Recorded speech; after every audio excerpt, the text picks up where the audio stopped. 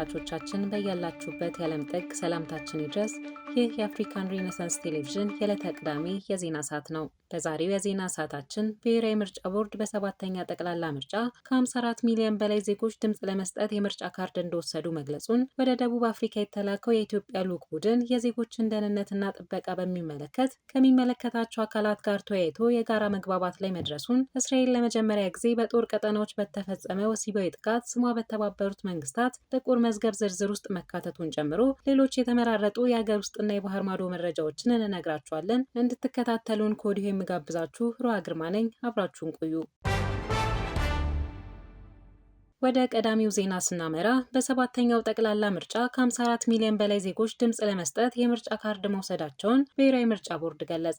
የኢትዮጵያ ብሔራዊ ምርጫ ቦርድ ለመገናኛ ብዙሃን በሰጠው መግለጫ ሰኞ በሚካሄደው በሰባተኛው ጠቅላላ ምርጫ 42 የፖለቲካ ፓርቲዎች ይወዳደራሉ ብሏል። የብሔራዊ ምርጫ ቦርድ ሰብሳቢ ሜላትወርቅ ኃይሉ ፓርቲዎች በአጠቃላይ 10438 ተወዳዳሪዎች እጩዎችን አስመዝግበዋል ብለዋል። ቦርዱ ለመጀመሪያ ጊዜ ባዘጋጀው የፖለቲካ ፓርቲዎች ክርክር መድረክም ፓርቲዎች ፕሮግራማቸውንና አማራጭ ሀሳባቸውን ለመራጩ ሕዝብ እንዲያቀርቡ መደረጉን አብራርተዋል። የመራጮች ትምህርት ለሚሰጡ 169 ሲቪል ማህበረሰብ ድርጅቶች ቦርዱ ፈቃድ መስጠቱንና ምርጫውን ለሚታዘቡ 55 የሀገር ውስጥና ሲቪል ማህበረሰብ ድርጅቶች እንዲታዘቡ ፈቃድ መሰጠቱን ተናግረዋል። በተጨማሪም አፍሪካ ህብረት 59 አባላት ያሉት ታዛቢ ቡድኖች መምጣቱንና ከኢጋድ ደግሞ 26 አባላት ያሉት ቡድን እንደሚታዘብ ተገልጿል። የምርጫ ቁሳቁሶችን የማሰራጨት ስራም በተቀመጠው የጊዜ ሰሌዳ መሰረት እየተከናወነ እንደሚገኝ ተገልጿል። የምርጫ ጣቢያዎች ለምርጫው ሙሉ ዝግጅታቸውን እንደሚያጠናቅቁም ተገልጿል።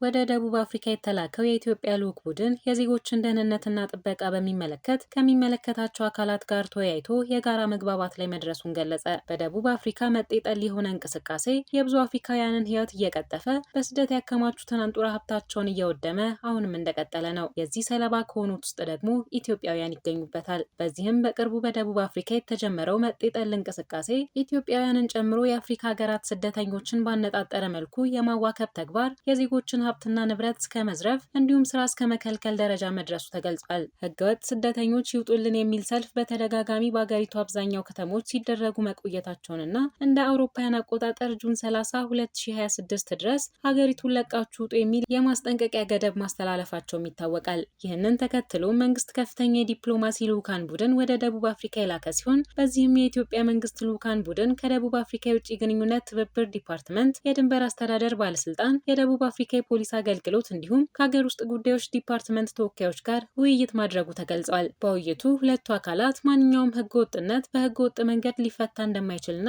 ነገር ግን መደበኛ ያልሆነ የሰዎች ዝውውርን ጨምሮ ሌሎች የህግ ጥሰቶችና ወንጀሎች ከመሰረታቸው መቆም እንዳለባቸው ተስማምተው በጋራ ለመስራት መግባባት ላይ እንደደረሱ ተገልጿል። መደበኛ ባልሆነ መልኩ በደቡብ አፍሪካ ያሉ ዜጎች በሀገሪቱ ህግና ዓለም አቀፍ ስምምነቶች መሰረት መስተናገድ እንዲችሉ መግባባት ላይ መደረሱንና በዚህ ሂደት የኢትዮጵያ መንግስት በኤምባሲው እንዲሁም በሌሎች ተቋማት በኩል አስፈላጊውን ትብብርና ቅንጅት እንደሚያደርግ ተገልጿል። እስራኤል ለመጀመሪያ ጊዜ በጦር ቀጠናዎች በተፈጸመ ወሲባዊ ጥቃት ስሟ በተባበሩት መንግስታት ጥቁር መዝገብ ዝርዝር ውስጥ መካተቱ ተገለጸ። የመንግስታቱ ድርጅት ባለፈው ዓመት 31 በእስራኤል ወታደሮች በጋዛና ዌስት ባንክ የተፈጸሙ ጾታዊ ጥቃቶችን እንዳጣራና 13 ወንጀሎች የተፈጸሙት እንደ አውሮፓውያን አቆጣጠር በ2025 እንደሆነ 18ቱ ደግሞ ከዚያ በፊት ባሉት 2 ዓመታት እንደሆነ አስታውቋል። እስራኤል በበኩሏ የቀረበባትን የወሲባዊ ጥቃት ውንጀላ ውድቅ ማድረጓን ገልጻ ከመንግስታቱ ድርጅት ኃላፊ ቢሮ ጋር ያላትን ግንኙነት ለማቋረጥ ማሰቧን አስታውቃለች። የተባበሩት መንግስታት ጾታዊ ጥሰቶቹ በ14 ወንዶች፣ በ7 ሴቶች፣ በ9 ታዳጊ ወንዶችና በአንዲት ሴት ልጅ ላይ የተፈጸሙ መሆናቸውን ማረጋገጡን ገልጾ ጥሰቶቹ በቡድን አስገድዶ መድፈር፣ በግዳጅ እርቃን ማድረግና በእስራኤል ጦር የፖሊስና የማረሚያ ቤት አገልግሎት መኮንኖች የመራቢያ አካላት ላይ የደረሱ ጥቃቶችን እንደሚያካትት አስታውቋል። የተባበሩት መንግስታት ድርጅት ጉዳዩን ሙሉ በሙሉ ለመመርመር የሚያደርገውን ሙከራ በእስራኤል መንግስት በእስረኞቹ ላይ የደረሱ ማስፈራሪያዎች እንቅፋት እንደሆኑበት ገልጿል። የእስራኤል ጦር ለሪፖርቱ ምላሽ ሲሰጥ በዘመቻ ወቅት የተከሰቱና ህግ መጣሱን የሚያሳዩ ጥርጣሬዎች ሲኖሩ ምርመራ እንደሚያካሂድ ገልጾ በእስራኤል ህግና በዓለም አቀፍ ህግ መሰረት ባለው ግዴታ መሰረት ወንጀል ስለመፈጸሙ ምክንያታዊ ጥርጣሬ ሲኖር የወንጀል ምርመራ እንደሚጀምር አክሏል። አሜሪካ በኢቦላ የተጠረጠሩ ዜጎቿን ኬንያ ውስጥ ለማቆየት ያወጣችው እቅድ በፍርድ ቤት መታገዱ ተገለጸ። ኬንያ በርካታ ሰዎችን ለገደለው አደገኛ የኢቦላ ቫይረስ የተጋለጡ አሜሪካውያንን ለይቶ ማቆያ የሚሆን ማዕከል በግዛቷ ውስጥ እንዲቋቋም መፍቀዷን ተከትሎ አንድ ማህበር ባቀረበው ክስ እቅዱ በጊዜያዊነት መታገዱ ተገልጿል። በሽታው ከተከሰተባቸው ሀገራት መካከል አንዷ የሆነችው ኡጋንዳ ጎረቤት የሆነችው ኬንያ ምንም እንኳን በግዛቷ ውስጥ በሽታው ባይገኝም አሜሪካ ለተጋላጭ ሰዎች የለይቶ ማቆያ ማዕከል በሀገራቸው ውስጥ ማቋቋሟ ዜጎች ላይ ስጋት ፈጥሮባቸዋል። ይህንን ተከትሎም የኬንያ ሲቪክ ማህበረሰብ ቡድን የሆነው ካቲባ ኢንስቲትዩት አሜሪካ ወይም የትኛውም የውጭ ሀገራት በሀገሪቱ ውስጥ የኢቦላ ለይቶ ማቆም ማዕከል ለማቋቋም ያላቸውን እቅድ እንዲያስቆምለት ለፍርድ ቤት አቤቱታ አቅርቧል። በዚህም የኬንያ ከፍተኛ ፍርድ ቤት በአሜሪካ የሚቋቋመውን የኢቦላ ለይቶ የማቆያ ማዕከል ስራን በጊዜያዊነት የሚያግድ ውሳኔ ማሳለፉ ተገልጿል።